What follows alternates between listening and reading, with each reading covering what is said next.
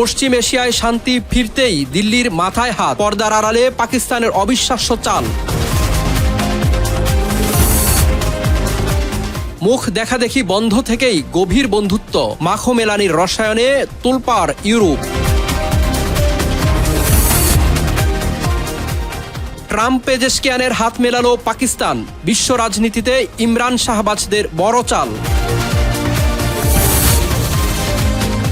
বিশ্বকাপের নকআউটে সমীকরণ স্পষ্ট, রাউন্ড অফ 32 নিশ্চিত করল কারা? পুলিশের উপর সেনাবাহিনীর হামলা, এক বাহিনীর সাথে অন্য বাহিনীর সংঘাতে উত্তপ্ত জম্মু কাশ্মীর। দক্ষিণ লেবানন থেকে সেনা প্রত্যাহার নিয়ে জট, ইসরায়েল লেবানন আলোচনা গড়ালো চতুর্থ দিনে। কয়েক ঘন্টার ব্যবধানে বিশ্বের 3 প্রান্তে শক্তিশালী ভূমিকম্প, বৈশ্বিক ঝুঁকি নিয়ে বিশ্বজুড়ে আতঙ্ক সৃষ্টি। এবং হরমুজ প্রণালী নিয়ে ছিনিমিনি, খামখেয়ালির মাঝেই এবার নতুন বার্তা দিল ইরান।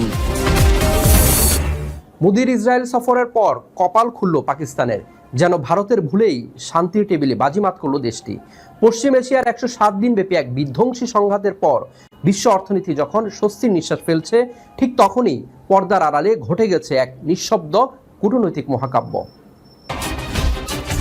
মোদির ইসরায়েল সফরের পর কপাল খুলল পাকিস্তানের, যেন ভারতের ভুলেই শান্তির টেবিলে বাজিমাত করল দেশটি। পশ্চিম এশিয়ার 107 দিন ব্যাপী এক বিধ্বংসী সংঘাতের পর বিশ্ব অর্থনীতি যখন স্বস্তির নিঃশ্বাস ফেলছে, ঠিক তখনই পর্দার আড়ালে ঘটে গেছে এক নিঃশব্দ কূটনৈতিক মহাকাব্য। তবে এই নাটকের আসল চমক রণাঙ্গনে নয়, বরং দক্ষিণ এশিয়ার 2 চিরপ্রতিদ্বন্দ্বী নয়াদিল্লি ও ইসলামাবাদের ঘরে। এনডিটিভিতে প্রকাশিত ভারতীয় রাজনীতিক শশী থারুরের এক বিস্ফোরক নিবন্ধে উঠে এসেছে এই বদলে যাওয়া ভূরাজনীতির অন্তর্মহল। একদিকে কয়েক দশকের কৌশলগত স্বায়ত্তশাসন বিসর্জন দিয়ে ভারতের এক পেশে ঝুঁকে পড়ার গল্প, অন্যদিকে পরাশক্তির বার্তাবাহক সেজে পাকিস্তানের বিশ্বমঞ্চে নাটকীয় উত্থান। ভারত কি তার দীর্ঘদিনের কূটনৈতিক মর্যাদা জেনেভার টেবিলে হারালো? আর পাকিস্তান কি সত্যি শান্তির দূত, নাকি কেবলই ওয়াশিংটনের এক পোষা পায়রা?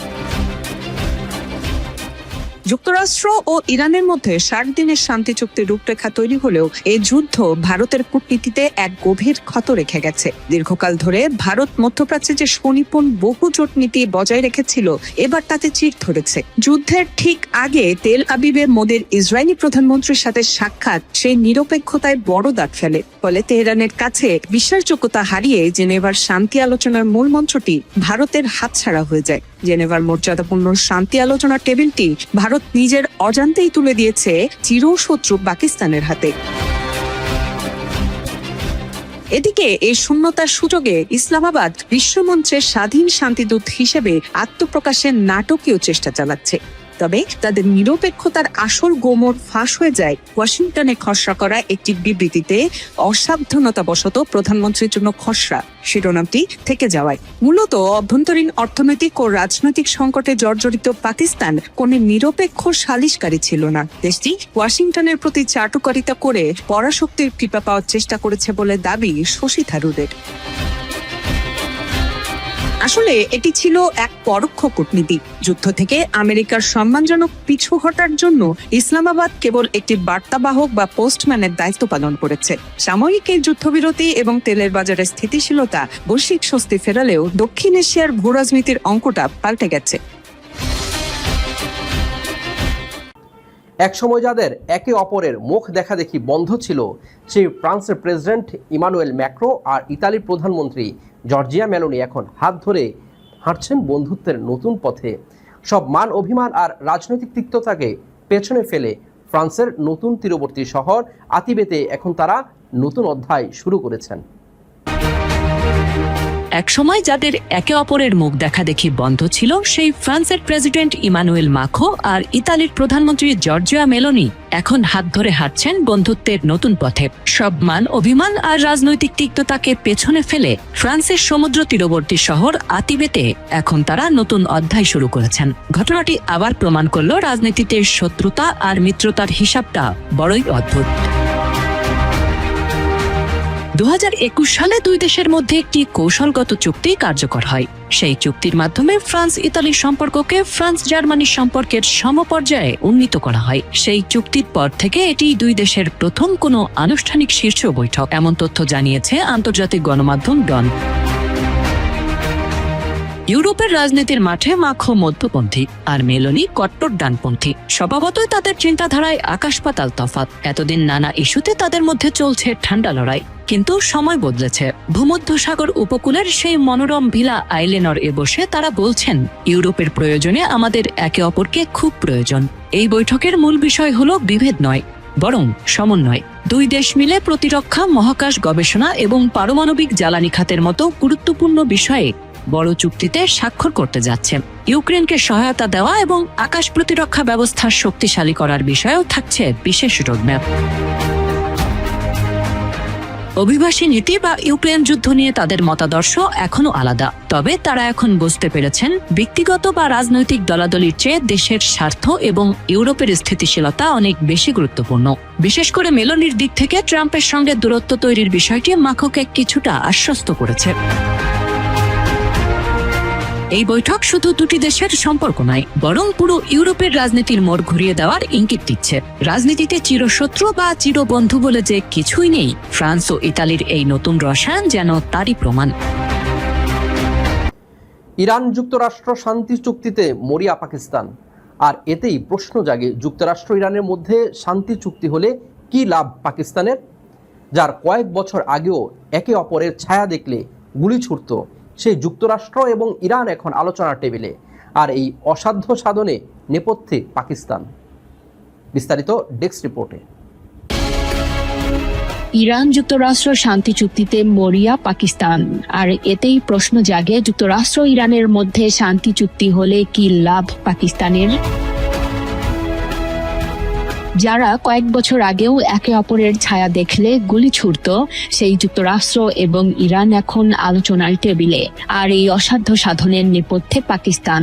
সুইজারল্যান্ডের একটি গুরুত্বপূর্ণ সম্মেলনে মার্কিন ভাইস প্রেসিডেন্ট জেডি ভান্স যখন পাকিস্তানের সেনাপ্রধান ফিল্ড মার্শাল আসিম মুনিরের প্রশংসা করে বলেন, আমার জীবনে দুজন খুব প্রিয় মানুষ, একজন আমার স্ত্রী, অন্যজন জেনারেল মুনির, তখন পুরো বিশ্ব অবাক হয়েছে। কিন্তু এই প্রশংসা আড়ালে লুকিয়ে আছে এক বড় রাজনৈতিক ও অর্থনৈতিক সমীকরণ। এমনটাই উঠে এসেছে আন্তর্জাতিক গণমাধ্যম আল জাজিরার প্রতিবেদনে। দীর্ঘদিন ধরে চলা অর্থনৈতিক সংকটে ধুঁকতে থাকা পাকিস্তানের জন্য এই মধ্যস্থতা অনেকটা অক্সিজেনের মতো।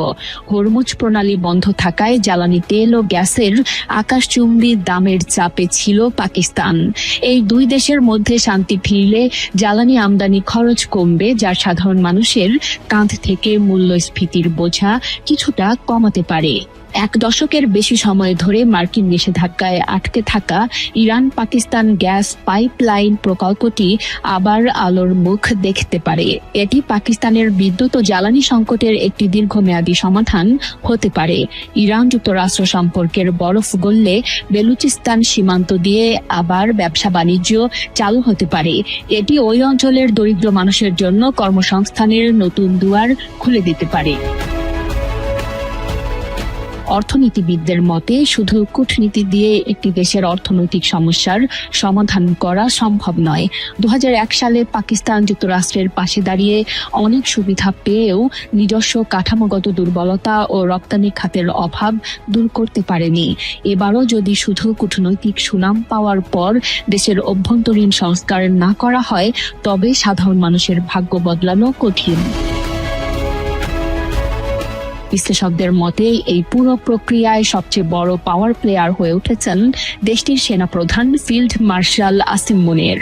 একদিকে ওয়াশিংটন, অন্যদিকে তেহরান। উভয় পক্ষের কাছেই নিজের গ্রহণযোগ্যতা প্রমাণ করে তিনি এখন আন্তর্জাতিক মহলে এক নতুন প্রভাবশালী নাম। আন্তর্জাতিক গণমাধ্যমের তথ্য অনুযায়ী 2026 ফিফা বিশ্বকাপের গ্রুপ পর্বের রোমাঞ্চকর লড়াই শেষে রাউন্ড অফ 32-এর সমীকরণ অনেকটাই স্পষ্ট হয়ে উঠেছে। টুর্নামেন্টের নতুন নিয়ম অনুযায়ী 48টি দলের মধ্যে 12টি গ্রুপ চ্যাম্পিয়ন, রানার্স আপ এবং সেরা 8টি তৃতীয় স্থানধারী দল নিয়ে সাজানো হচ্ছে নকআউট পর্বের এই ঐতিহাসিক মঞ্চ। বিস্তারিত ডেস্ক রিপোর্টে। আন্তর্জাতিক গণমাধ্যমের তথ্য অনুযায়ী 2026 ফিফা বিশ্বকাপের গ্রুপ পর্বের রোমাঞ্চকর লড়াই শেষে রাউন্ড অফ 32-এর সমীকরণ অনেকটা স্পষ্ট হয়ে উঠেছে।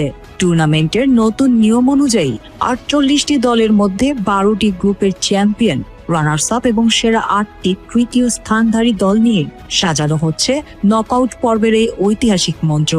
শেষ খবর পাওয়া পর্যন্ত বিশ্বমঞ্চের 19টি পরাশক্তি দল ইতোমধ্যেই তাদের পরবর্তী রাউন্ডের টিকিট নিশ্চিত করে ফেলেছে। এবারের আসরে গ্রুপ পর্বে নিজেদের টানা আধিপত্য বজায় রেখে নকআউট নিশ্চিত করেছে হট ফেভারিট আর্জেন্টিনা ও 5 বারের বিশ্ব চ্যাম্পিয়ন ব্রাজিল। ক্রীড়া প্রতিবেদন অনুযায়ী স্কটল্যান্ডকে 3-0 গোলে উড়িয়ে দিয়ে টানা 12টি বিশ্বকাপে গ্রুপ সেরা হওয়ার অনন্য রেকর্ড গড়েছে সেলেসাওরা। তাদের পাশাপাশি গ্রুপ চ্যাম্পিয়ন ও রানার্স আপ হিসেবে সরাসরি শেষ 32-এ জায়গা করে নিয়েছে জার্মানি, ফ্রান্স, নেদারল্যান্ডস, মেক্সিকো, যুক্তরাষ্ট্র, কলম্বিয়া, সুইজারল্যান্ড, মরক্কো, জাপান, দক্ষিণ Africa, Canada, Ivory Coast, Australia ও নরওয়ে। অন্যদিকে সমীকরণ আর ভাগ্যের জোরে সেরা তৃতীয় স্থানধারী দল হিসেবে নকআউটের টিকিট কেটেছে ইকুয়েডর, সুইডেন এবং বসনিয়া ও হার্জেগোভিনা। এদিকে গ্রুপ পর্ব থেকেই বিদায় নিয়েছে তুরস্ক, তিউনিসিয়া, হাইতি, পানামা, চেক প্রজাতন্ত্র, কাতার, কুরাসাও এবং জর্ডান। বাকি থাকা 13টি পদের জন্য এখনো গ্রুপ পর্বের শেষ ম্যাচগুলোতে দলগুলোর মধ্যে হাড্ডাহাড্ডি লড়াই চলছে।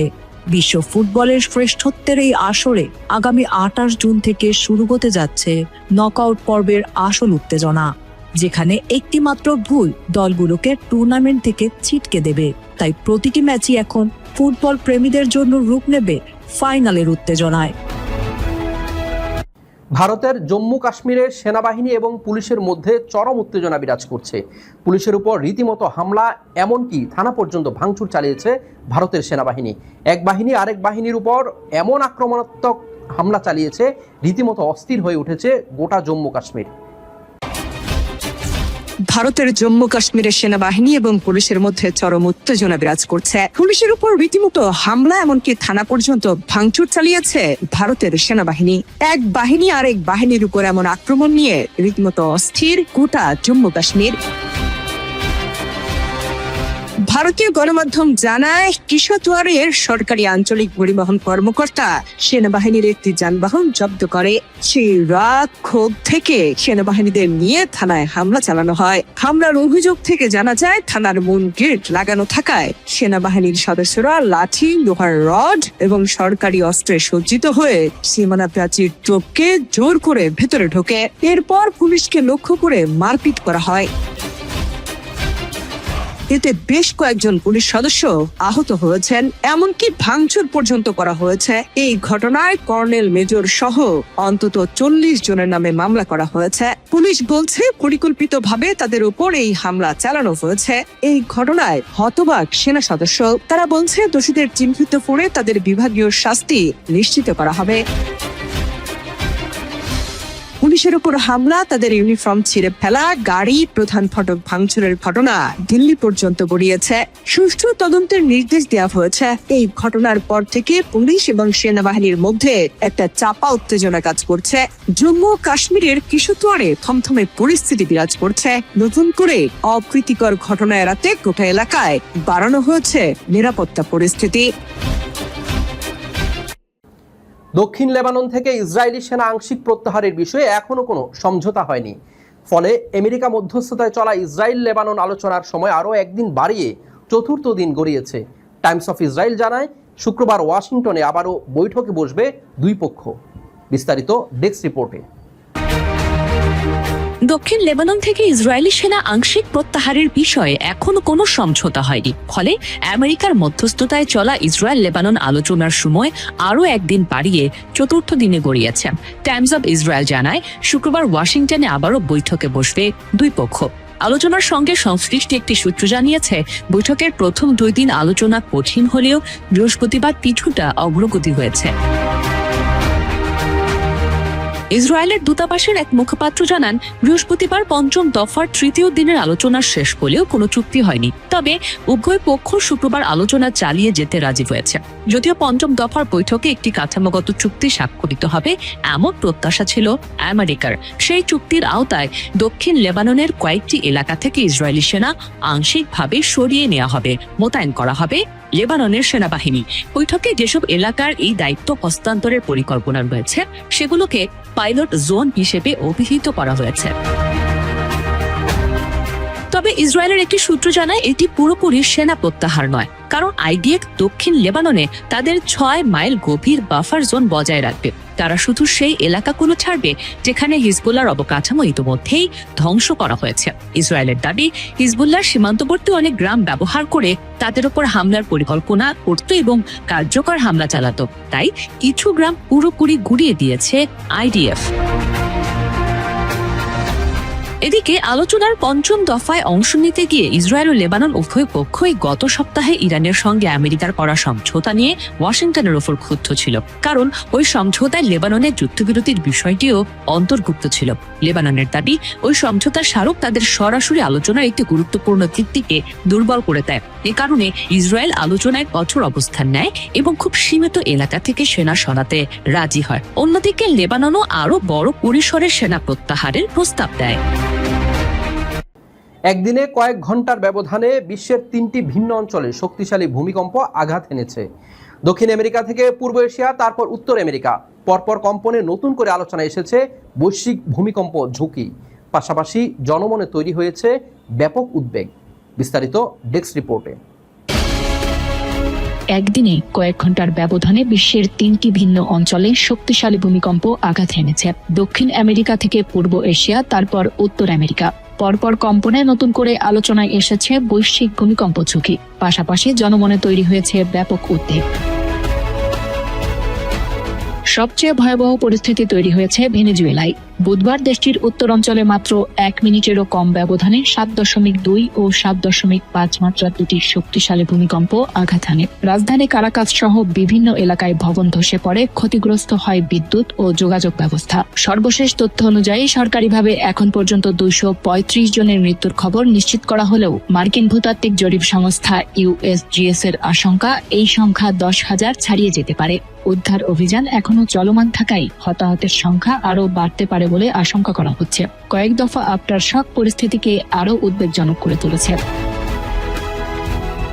ভেনেজুয়েলার কয়েক ঘন্টা পরই শক্তিশালী কম্পন অনুভূত হয় জাপানের উত্তর পূর্ব উপকূলীয় অঞ্চলে। বিভিন্ন পর্যবেক্ষণ অনুযায়ী ভূমিকম্পটির মাত্রা ছিল 6.9 থেকে 7 এর কাছাকাছি। উপকূলীয় এলাকায় সতর্কতা জারি করে বাসিন্দাদের নিরাপদ স্থানে সরে যাওয়ার নির্দেশ দেওয়া হয়। তবে এখন পর্যন্ত বড় ধরনের প্রাণহানি বা ব্যাপক ক্ষয়ক্ষতির কোনো খবর পাওয়া যায়নি। একই দিনে কেঁপে ওঠে যুক্তরাষ্ট্রের ক্যালিফোর্নিয়াও। মেন্ডোসিনো কাউন্টির রেডউড ভ্যালি এলাকায় 5.6 মাত্রার ভূমিকম্পে কয়েকজন আহত হন। ক্ষতিগ্রস্ত হয় কিছু স্থাপনা, আর হাজারো মানুষ পড়েন বিদ্যুৎ বিচ্ছিন্ন অবস্থায়। স্থানীয় কর্তৃপক্ষের মতে এটি ওই অঞ্চলের প্রায় 90 বছরের মধ্যে অন্যতম শক্তিশালী ভূমিকম্প। প্রশ্ন উঠেছে, তাহলে কি সব ভূমিকম্পের মধ্যে কোনো যোগসূত্র আছে? বিশেষজ্ঞরা বলছেন, ভেনেজুয়েলা, জাপান ও ক্যালিফোর্নিয়া 3টি সক্রিয় টেকটনিক অঞ্চলে অবস্থিত। তাই স্বল্প সময়ের ব্যবধানে শক্তিশালী ভূমিকম্প ঘটলেও তাদের মধ্যে সরাসরি কারণগত সম্পর্কের কোনো প্রমাণ নেই। তবে আফটার শকের ঝুঁকি থাকায় সংশ্লিষ্ট এলাকাগুলোতে সর্বোচ্চ সতর্কতা বজায় রাখার পরামর্শ দেওয়া হয়েছে।